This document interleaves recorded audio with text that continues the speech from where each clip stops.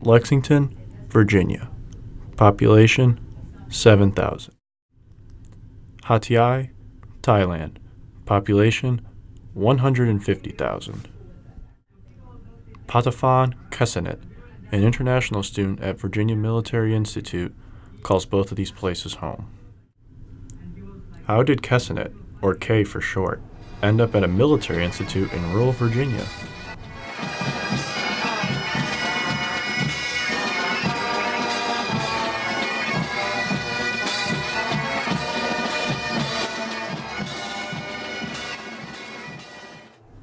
Kay is one of 32 international students at the Institute. Of those students, the vast majority come from Asian Pacific regions. 16 are from Taiwan, 4 from China, and 4 from Thailand, Kay's home country. Kay is just a sophomore, but is already highly regarded on campus. He wants to learn and he wants to give. And he wants to participate in what's going on here. So he's a phenomenal young man, and we like him quite a bit around here.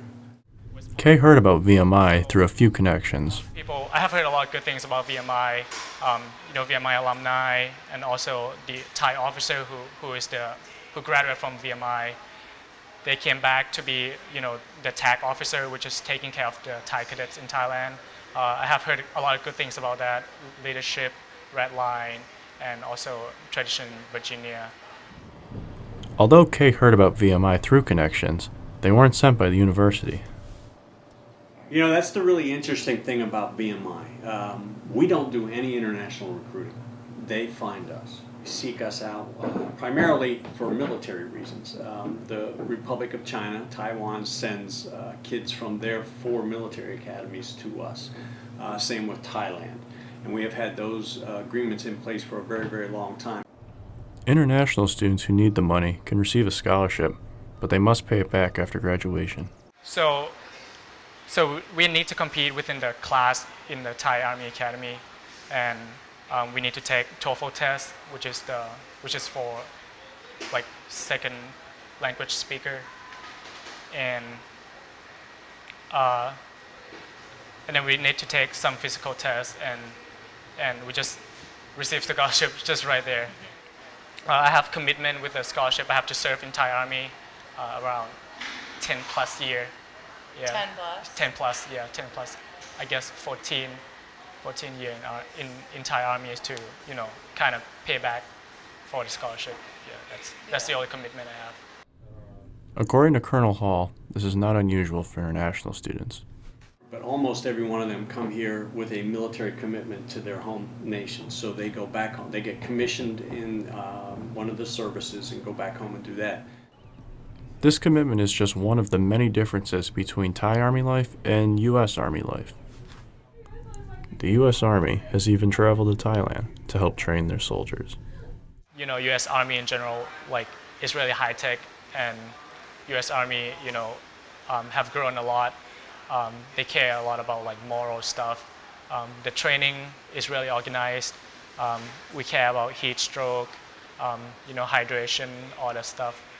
But back in Thailand, we still developing country, I would say, between third world and first world.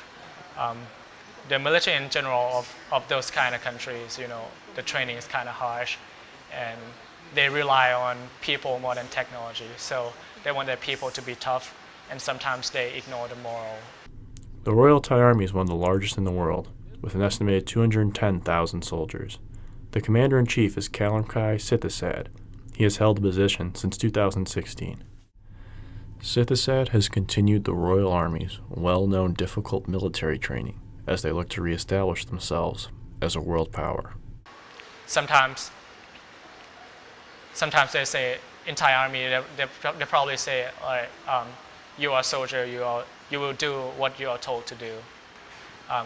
That applies here at VMI and also U.S. Army, but we add a couple more sentences, you are a soldier, you are told, you're supposed to do what you are told to do, if that is right, if that's the right thing to do. So I love the second sentence, that if that is the right thing to do, we're supposed to do it. He has experiences in both countries, but Kay appreciates the American sentiment of freedom more than the Thai ideal of nationalism. Like, I end up loving that culture a lot, the culture of freedom, like freedom comes first before being nationalism or whatever. Like, you try to do the right thing, and it's really different from Thailand. The Thai culture is like we getting a lot more like nationalism. Like, although it's not the right thing, but if we do for the nation, that is the right thing. I have to adjust a lot when I talk to people. I would say, like amongst friends, let's say you guys talk a lot about sport, talk a lot about basketball, talk a lot about American football, like football. Back in Thailand, we kind of do the same thing. We talk about sport, but not this much. So I have to like kind of learn how to watch football, how to watch basketball, so I can get more friends, stuff like that. Yeah. Do you know off the top of your head a student who goes by the name of Kay? Yeah. Yeah, okay. Could you talk about him? Because we interviewed him. Yeah. So. He is one of our, in fact, I didn't even think about Kay when we were talking about kids who do very well. But Kay has what we call ACT stars on his shoulder boards, which is his class tag. So he's on Dean's List, so he's a 3.5 or higher GPA. He went through EMT training, so he is an emergency responder for us at the school for all kinds of training. He has also been selected, and this says a lot about the young man, because the peers in his class selected him to be a member of the Honor Corps. Success stories like Kay are not hard to come by at VMI. They come here with English as a second language. Almost every one of them leaves here with what we call academic stars, which means they achieved a 3.5 or above GPA in a classroom where what is taught in their second language, not in their primary language. And these international students are just as successful outside of the classroom, according to Colonel Hall.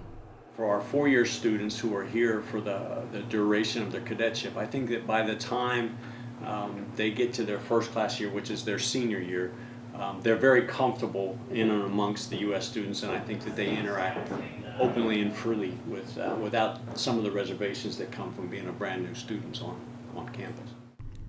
The incorporation of international cadets on campus seems to be as fulfilling for the abroad students as it is for the individuals who have the pleasure of meeting them. What we have found is what these nations are sending us are their very best and very brightest.